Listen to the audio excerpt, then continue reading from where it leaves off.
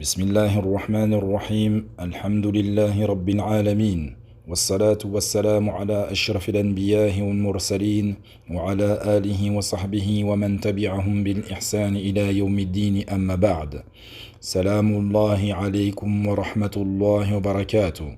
Bienvenue à vous dans cette 23e rencontre des leçons à tirer de la vie du meilleur des hommes. Dans ce programme, nous parcourons la vie exemplaire de notre prophète bien-aimé, salawatullahi wa salamun alayh, et nous méditons sur les sagesses que contiennent cette vie exemplaire et les leçons que nous pouvons tirer pour pouvoir œuvrer de ce que nous prenons ici. Et nous espérons pouvoir mettre en pratique ce que le prophète sallallahu alayhi wa sallam nous a enseigné. Cette biographie qui est parfumée d'exemplarité, de chasteté, d'honnêteté, et qui est la mise en pratique à la lettre de l'islam, de ce qui est venu dans le Coran et la Sunna. Et nous pouvons observer à travers cette biographie son indulgence, sa miséricorde, sa force, sa patience. Et tout cela, nous l'observons à travers cette sira atira. Dans les cours précédents, nous avons parlé de différentes situations qu'a vécues le prophète sallallahu alayhi wa sallam, notamment lors de sa jeunesse. Et nous sommes arrivés dans son parcours au moment où il a atteint l'âge de 35 ans. Nous avions évoqué qu'à cette période, ils ont fait une chose, ils ont accompli une œuvre qui est honorable et immense, qui n'est autre que la reconstruction de la Kaaba. Et comment Allah Azza wa Jal a préservé les gens de la Mecque à travers le jugement de notre prophète sallallahu alayhi wa sallam. Il a décidé que chaque tribu vienne avec son représentant et que chaque représentant prenne un coin du tissu et qu'il poserait lui la pierre sur ce tissu pour pouvoir la remettre à son emplacement. Et par cet événement, par cette situation, Allah Azza wa Jal a préservé les gens de la Mecque d'une guerre qui n'a de précédent dans l'histoire de la Mecque. Après cela, les Mécois sont restés pendant 5 années avant l'avènement de l'islam, avant l'avènement de ce miracle qui n'est autre que la révélation du Coran, lorsque le prophète sallallahu alayhi wa sallam a atteint l'âge de 40 ans.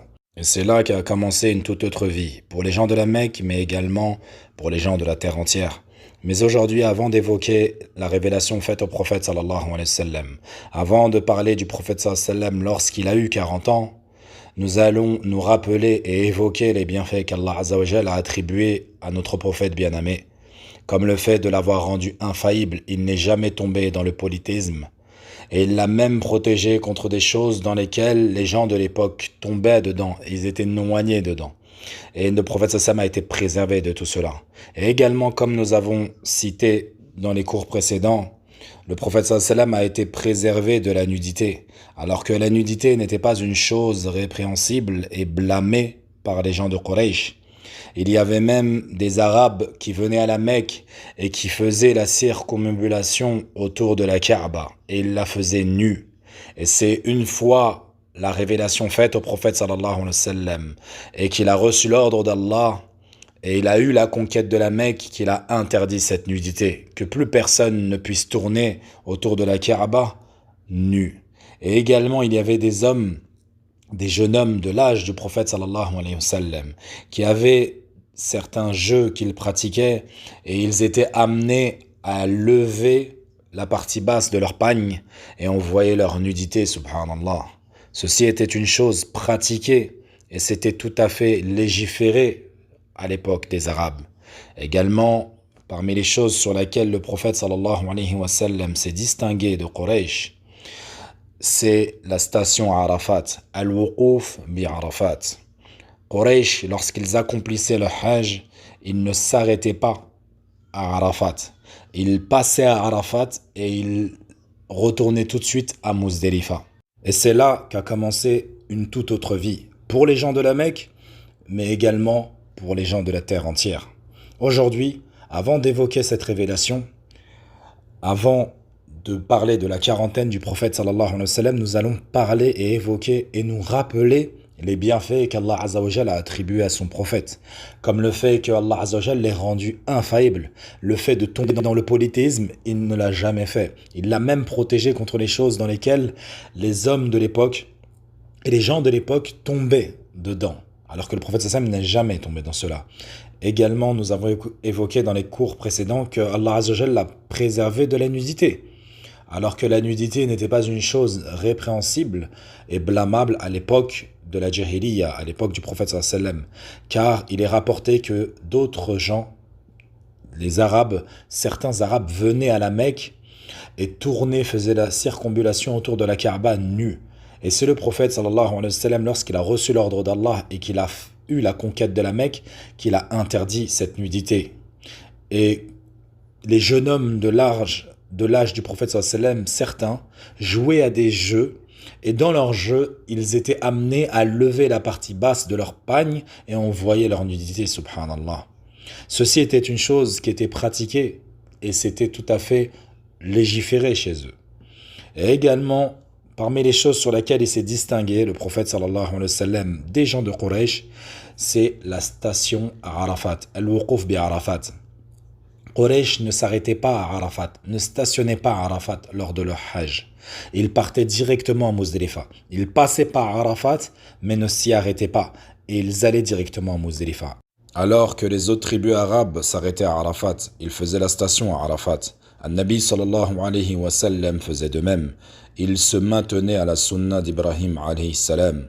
Quraysh, quant à eux, méprisaient cette station. Ils avaient cette fierté mal placée, pensant et disant que le fait d'être de Mecca, ils n'avaient le besoin de faire la station à Arafat. Un jour, Jubayr ibn Mut'im a vu le prophète sallallahu alayhi wa sallam stationner à Arafat. Il dit « Wallahi, cet homme fait partie des Humus, qui sont les Qurayshites. Qu'a-t-il donc à rester ici, à rester à Arafat ?» Mais tout cela, walillahi alhamd, fait partie de la préservation d'Allah Azza wa Jal envers notre prophète bien-aimé, salawatullahi wa salamun alayhi, qui s'est maintenu à la Hanafiya, millata Ibrahim, la voie de Ibrahim alayhi salam, cette sincérité dans l'adoration, lillah Azza wa Jal, sans associé. Un jour, alors que le prophète sallallahu alayhi wa sallam faisait la circumambulation autour de la Kaaba, il était avec son servant Zayd ibn Haritha, connu de tous, qui a été affranchi par le prophète sallallahu alayhi wa sallam. Zayd ibn Haritha a caressé certaines statuettes. An-Nabi sallallahu alayhi wa sallam, voyant cela, lui interdit de les toucher. Zayd recommença une seconde fois pour être sûr et s'assurer qu'il avait bien compris l'interdiction qu'avait été faite par le prophète sallallahu alayhi wa sallam. An-Nabi sallallahu alayhi wa sallam, voyant une seconde fois toucher ces statuettes, il lui dit « Ne le fais pas ». Il l'a réprimandé une seconde fois. Zayd, à partir de là, il s'est interdit de toucher aux statuettes.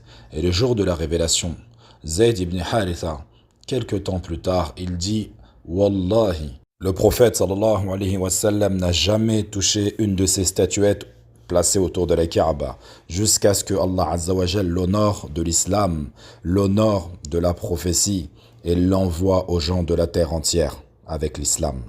Et ceci était la situation des gens avant l'avènement de l'islam.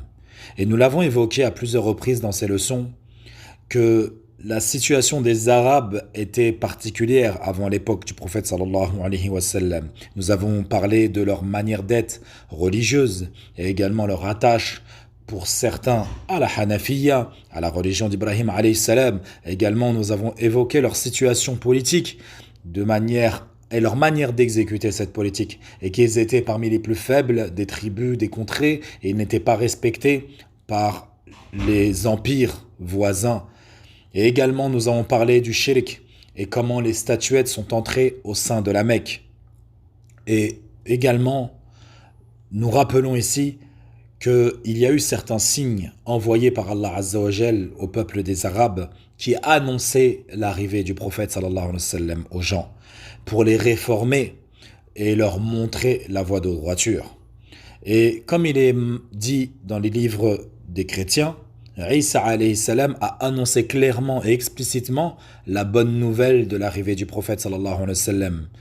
Comme il est rapporté dans le Coran, Allah Azza wa Jal nous dit dans le Coran وإذ قال عيسى بن مريم يا بني إسرائيل إني رسول الله إليكم مصدقا لما بين يدي من التوراة ومبشرا برسول يأتي من بعد اسمه أحمد فلما جاءهم بالبينات قالوا هذا سحر مبين. Et quand Isa, fils de Maryam, dit ô enfants d'Israël, je suis vraiment le messager d'Allah, envoyé à vous, confirmateur de ce qui est avant moi, la Torah, et annonciateur d'un messager à venir après moi, dont le nom sera Ahmed. Puis quand celui-ci vint à eux avec des preuves évidentes, ils dirent c'est là une magie manifeste. Mais il n'échappe à personne que dans la Torah et dans l'Évangile, il y a eu des falsifications, des modifications, et ils ont effacé l'explicité du nom Ahmed, alayhi afdalus salat wa atamma salam, excepté fi Taurat Samiriya wa fil Injil Barnaba, excepté dans la Torah samaritaine et dans l'évangile de Bernabé. En dehors de ça, ils ont effacé et modifié. Et dans ces deux livres-là, il est écrit explicitement le nom Ahmed, alayhi salatu wassalam. Quant à l'annonce et ses caractéristiques physiques et les signes de la prophétie du prophète sallallahu alayhi wa sallam dans la Torah et dans l'évangile, Allah azza wa jal nous les a éclaircis dans le Coran. Dans Surat Al-A'raf, il dit, Allahu tabaraka wa ta'ala, الذين يتبعون الرسول النبي الأمي الذي يجدونه مكتوبا عندهم في التوراة والإنجيل يأمرهم بالمعروف وينهاهم عن المنكر ويحل لهم الطيبات ويحرم عليهم الخبائث ويدع عنهم إسرارهم وأغلال التي كانت عليهم. Ceux qui suivent le messager, le prophète illettré, qu'ils trouvent écrit mentionné chez eux dans la Torah et l'Évangile. Il leur ordonne le convenable, leur défend le blâmable, leur rend licite les bonnes choses, leur rend interdit les mauvaises et leur ôte le fardeau et les jougs qui étaient sur eux. Et Shir Islam Ibn Taymiyyah, rahimahullah, il nous dit que les informations quant à la connaissance du prophète sallallahu alayhi wa sallam et ses caractéristiques auprès des gens du livre, qui sont les juifs et les chrétiens, il est venu très fréquemment l'explicité du prophète sallallahu alayhi wa sallam. Également, Salman al-Farisi, radiyallahu anhu, nous dit, dans l'histoire de sa conversion, il dit, alors qu'il était chrétien, il était auprès d'un Amorite qui était sur le point de mourir. Et Salman al-Farisi l'a dit à cet Amorite, que me conseilles-tu ou qui me conseilles-tu? Et il lui a dit, oh mon fils, par Allah, je ne connais personne en vie sur ce sur quoi je suis aujourd'hui. Mais nous approchons d'un temps où un prophète va être envoyé par Allah et il arrivera au haram et il immigrera entre deux montagnes vers une terre verdoyante pleine de palmiers. Et il y aura des signes qui ne trompent pas. Entre ses épaules, il y aura le sceau de la prophétie. Il mange et se nourrit des cadeaux, mais n'accepte pas et ne se nourrit pas des sadaqat. Et subhanallah, il dit, si tu es capable d'atteindre ce lieu où il y arrivera et d'y rester, fais-le, car sa venue est proche. Salman al-Farisi a raconté son histoire au prophète sallallahu alayhi wa sallam, son arrivée à Médine, comment il s'est retrouvé esclave, et sa rencontre avec le prophète sallallahu alayhi wa sallam. Également, les Juifs à Médine appréhendaient et attendaient l'arrivée d'un prophète. ولما جاءهم كتاب من عند الله مصدق لما معهم وكانوا من قبل يستفتحون على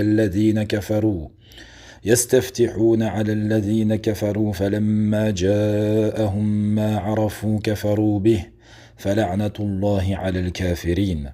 Et quand leur vint d'Allah un livre confirmant ce qu'ils avaient déjà, alors qu'auparavant ils cherchaient la suprématie sur les mécréants, quand donc leur vint cela, alors qu'ils reconnaissaient, ils refusèrent d'y croire. Que la malédiction d'Allah soit sur les mécréants. Également, les Ansar de Médine, ils disaient, ce qui nous a poussés et appelés vers l'islam, c'est la miséricorde d'Allah Azza wa Jal et sa guidée. Lorsque nous entendions des hommes parmi les Juifs, que, alors que nous étions des associateurs, nous adorions des statues en dehors d'Allah, alors que eux possédaient un livre et une science que nous ne possédions pas, il y avait entre nous des affrontements. Et lorsque nous prenions le dessus, ils détestaient cela, les Juifs détestaient cela, et ils disaient aux mécréants, une nouvelle ère approche, un prophète va nous être envoyé, nous vous tuerons avec lui. Et Héraclius également, le roi de Rome, il disait, lorsqu'il a reçu un message du prophète sallallahu alayhi wa sallam, qu'il l'appelait à l'islam, il a dit, certes, je savais qu'elle allait sortir, mais je ne savais pas et je ne pensais pas qu'il sortirait de parmi les Arabes. Donc le prophète sallallahu alayhi wa sallam, lorsqu'il a atteint la quarantaine, il y avait un nombre incalculable de signes qui indiquaient et montraient l'arrivée d'un prophète et d'un événement qui allait changer le cours de l'histoire dans la vie du prophète, dans la vie des Arabes et dans le monde entier. Et parmi ces choses, il y avait également le fait que les arbres et les pierres saluaient le prophète sallallahu alayhi wa sallam et l'informaient de la bonne nouvelle de la prophétie. Dans la prochaine rencontre, Inch'Allah wa ta'ala, nous évoquerons en détail cette période dans la vie du prophète sallallahu alayhi wa sallam, lorsqu'il a atteint 40 ans, et ces signes qui ont précédé son envoi. Sallallahu alayhi wa sallam. Nas'alullah tabaraka wa ta'ala an yaj'alana min al-hudat al-muhtadin wa an yaj'alana wa iyyakum mimman radiyallahu qawlahu wa amalahu. Innahu jawadun karim. وصلى الله وسلم على نبينا محمد وعلى آله وصحبه أجمعين.